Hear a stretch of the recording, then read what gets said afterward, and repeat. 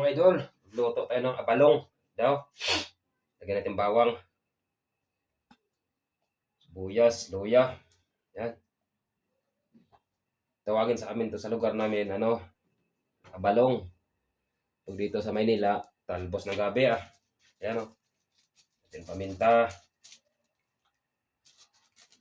Konting paminta. Bitchin. Itong masarap sa hangover mga idol.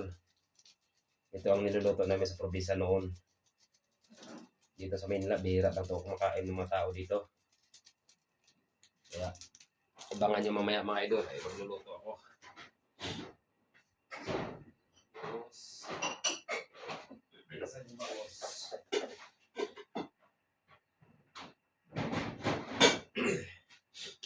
Ilagay yung bangos. Yan. Wala nang tuyo, bangos na lang.